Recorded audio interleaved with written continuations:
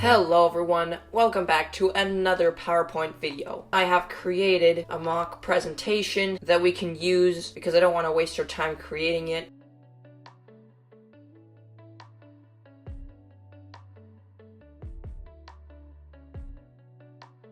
This is just going to be the title slide. We have design develop, or it's a design develop logo. We have a little icon.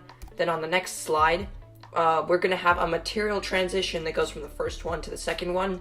And on the second slide, this will just be an informational slide. Just has a little quote here and a random image. And then we have this little learn more button down there. And this is going to act as exactly what I said. It's going to act as a button. So when you click on this, we're going to have a material animation going up from the right hand corner to the left hand corner.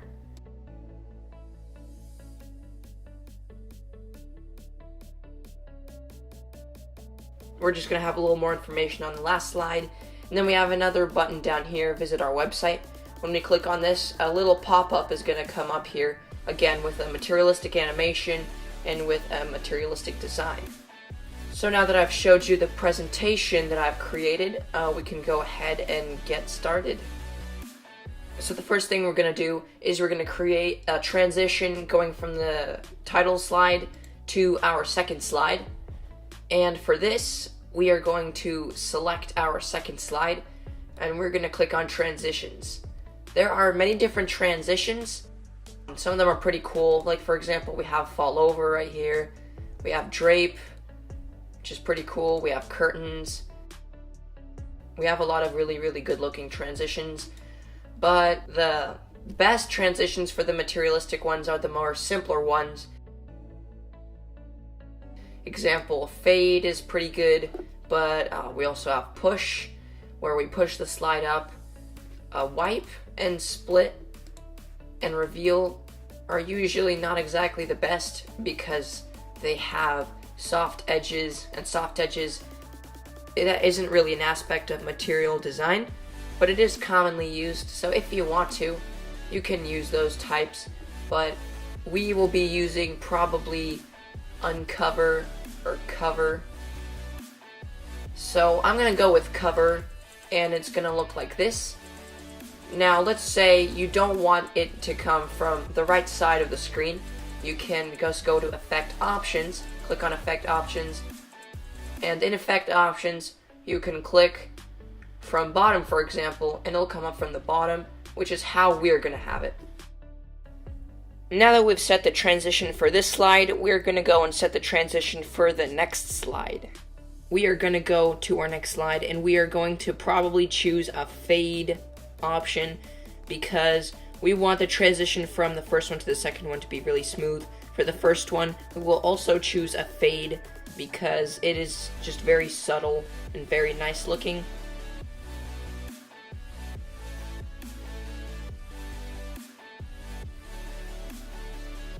Now that we've got our two transitions done, we can go ahead and get started with our button down in the right hand corner, our learn more button right here. So basically, the way we're going to make our learn more button actually act as a button is we're going to need to change the action settings. So with your picture or with your text or with your shape that you have that you're going to use as your button, you're going to right click on it. So you're going to see this menu and you're click on action settings. That the mouse click segment is selected, and we're going to click on hyperlink to next slide. What this will do is that it will move to the next slide when you press that button. If you didn't want it to go to the next slide and you wanted it to go to a different slide, there are different options. You can choose slide, and you can choose which slide specifically. We are just going to choose slide 3 because if we need to make any changes, it won't be the next slide anymore.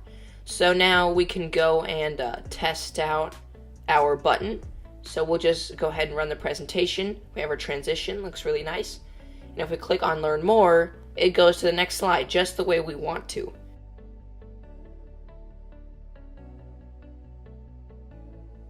So what we're going to do first is we're going to copy this and then paste it by pressing Ctrl-C, Ctrl-V. And I will explain in a second why we're going to be doing this. So let's click on the action settings of our button right here. We want to make sure it goes to the next slide.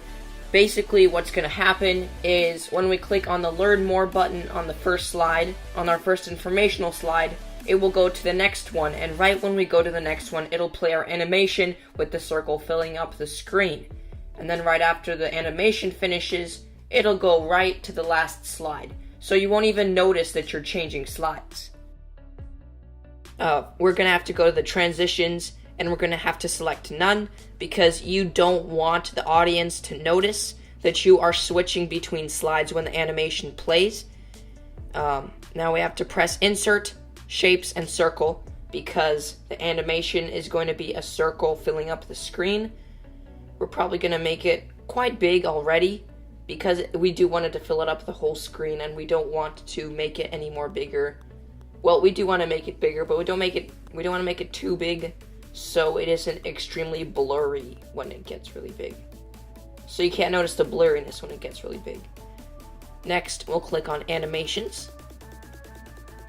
We'll make sure that our circle is selected. And now we will go ahead to the effects, and we will expand the menu, and we will select grow and shrink. And as you can see, the default one doesn't do a thing. It doesn't do a thing. So let's go ahead to the animation pane and change some of the settings. You would do that by clicking on the animation pane. If you don't see anything and you just see that little circle, all you have to do is hover above it and then drag it out to the size you need to. This will happen sometimes, so just remember that you need to expand that if it does. Let's click on our effect, and we'll expand effect options. The property is basically how much bigger we're making it. If we select huge, it will make it 400% bigger when we expand it, and that is actually very close to how much we need. So I don't exactly know the specific size that we'll need, but with this you will really have to experiment. So there is a custom option. If we click on the property, if we select the custom text box, and if we were to type in 600, for example, it would make it 600% bigger when we were going to play it. But it's really better to not have it be too big, so we're just going to play around with the values, try to get it to be the perfect size. Probably pretty close right now. Try to make it 450. Yeah.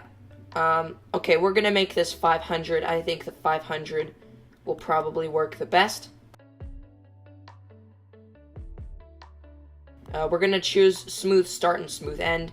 So it starts smoothly and it ends smoothly, so it doesn't do it abruptly, because it's not really fun to watch. Next we're gonna click on is timing. So for the start, this is basically when the animation is gonna play. We want it to play right after we click on the button on the previous slide and we go to this one. And in order to do that, we are going to we're going to go to start, and we're going to click after previous. In this case, the previous is the transition, so in this case it'll play right after the transition. Next, the duration, as you can see right now, it's pretty slow. It's already good for a material animation, but usually they are much faster, so we'll select it at so we'll make it 0.5. You will really have to play around with these values as well and see which one of them looks the best for you. I think that we're probably going to go with 0.75, and those are all of the options. Those are all of the options that we have to change in the animations pane. So what we're going to do next is we're going to click on shape format and the shape fill, and we're going to make it a white color. The outline we are going to remove, so now when we play it, the screen is filled up by a white circle.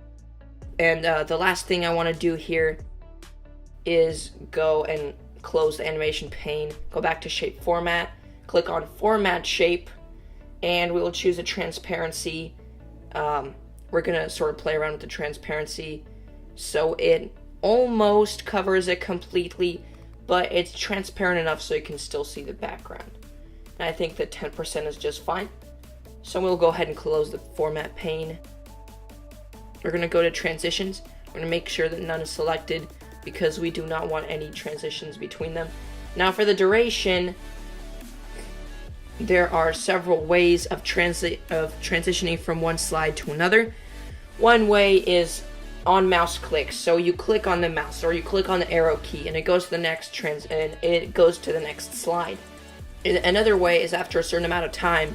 So if you rehearse them, if you need a certain time, if you need it to be like 5 minutes long maximum, and each slide is going to take you a minute, then you'll make the duration of each slide maybe a minute, so you can practice it with the timings and you won't go past the time limit that you have. Since this isn't a normal slide, you're not actually presenting anything on it. We do not need to press the button. We don't need to press the mouse, or we need to press the keys to transition to the next one, because that'll just be annoying, and you might stop the animation while it's playing, or you might accidentally click too early or too late, and it will not make the animation work. We're going to set a timing for it so we don't have to worry about transitioning to the next slide. So as you can see, we have two different options. We are going to go ahead and deselect on mouse click because we don't want to transition that way. We are going to select after, and right here in this box, we will do it after 0.75 seconds because that's how long our animation is. We can go to the previous slide and run the slideshow. Here's our first one. We just clicked on it, and as you can see, that was just seamless. You could literally not tell that that was a completely new slide. It looked very good. Okay, that's pretty good. Okay, we're just gonna stay with 0.75, the way it was before. And now we can go ahead and we were gonna make sure that mouse click is selected on these two, is selected on the title slide. On the second slide, we don't want it selected because we want the only way to go to the next slide is the button. On this slide, we have the animation, and now we will be working on the last slide. But first, let's do our presentation. We have our nice beginning transition. We have our next materialistic transition that looks pretty nice. We have our animation where the circle comes out of the right hand corner. And now we have our final slide where we will be adding the pop-up that appears when you click on visit our website. So let's go to the last slide. Let's zoom in really quick. We'll just drag it so we can see our button. We'll click insert, shapes. We will select probably a freeform shape because we're sort of aiming to make speech bubble shape that we will put on top of our visit our website button.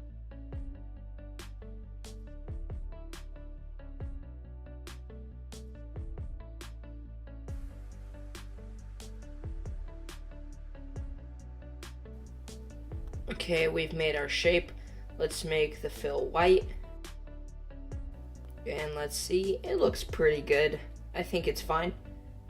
We might change it later. There is one little thing that I'd like to do. If you don't like your shape, you can click edit points and you can move the points around until it looks the way you want it to.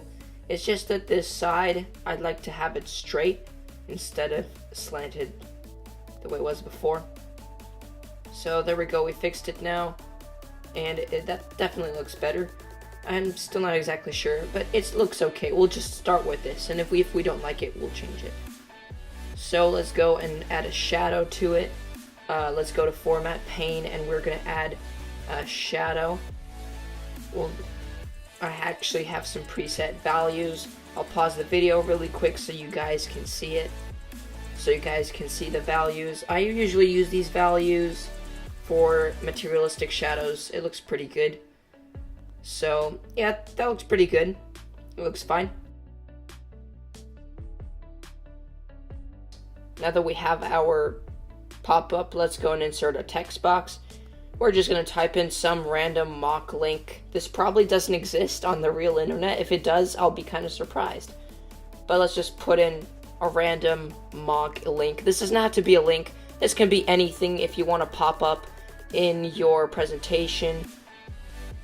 This is how you would make it.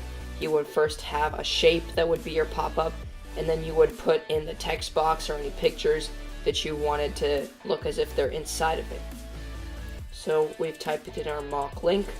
Let's put it somewhere right there, and we will sort of make the shape smaller. Okay, I don't really like this, so if you don't like it, you can always change it by clicking on Edit Shape, Change Shape, and selecting the one you want. I didn't really like that one, which is why we're going to change it right now, and we're going to make it look much, much better. So we're going to go and insert another shape.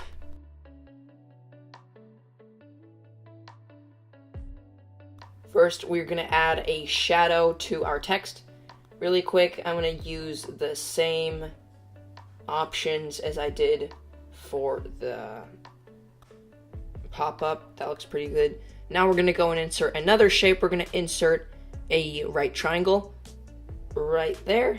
We are going to move it around so it fits right between the button and the icon. Now let's go ahead and we're going to remove the shadow off of the text box really quick. We're going to select all three of our pop-up components. We're going to copy them, and we're going to click on paste and paste as picture. What this is going to do is it's going to compress all of our shapes and text into an image. So now we can edit the image as a whole, we can move around the image as a whole, we can add animations to it as a whole without needing to do the same thing to every single one of the components, which in this case is two shapes and a text field, each one of those separately. Now that we've got a picture, we can add a shadow onto the whole entire thing instead of adding it to the square, instead of adding it to the rectangle and to the triangle separately. We'll put in the same options, and now that we've got that done, I think that looks really nice. Yeah, that looks really good. That is a really good looking pop-up. Okay, we've got our pop-up, and now we are going to need to add the animation of it popping up on the screen, so we'll copy and paste to make a new slide. And we will be doing basically the same thing as with the previous one. We will be making the visit our website picture that we have a button. When we click on it, it will go to this page, and it will seem as if nothing happened except for that the pop-up appeared, because both the slides are exactly the same. So we'll click on transitions. We're going to click on none because we don't want the audience to notice that we're switching between slides. We're going to select on mouse click because that is the last slide. Want to deselect mouse click on this one because the only way we want to go to the next one is by clicking on the pop-up.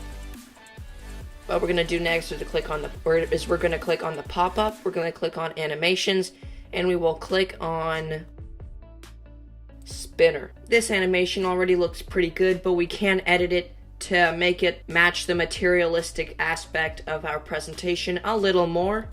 Let's go to timing. We're going to, first of all, make it go faster. We want it to go fairly fast. We don't want the audience to notice it coming in too much.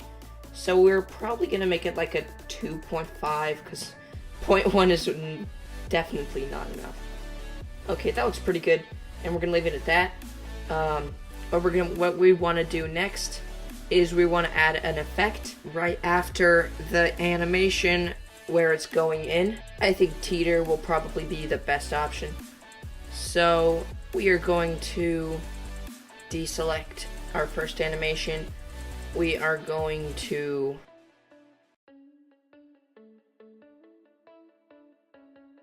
click on teeter, and that will add in a new effect after our appearing animation. We're going to click on our first one. We're going to click after previous so it comes in right after the transition. Then we're going to click on our next effect, and we're going to click after previous so it happens right after our pop-up pops up, after our pop-up appears. So we'll close the animation pane, and we'll go and run the transition from the beginning. Here is our title slide, design develop.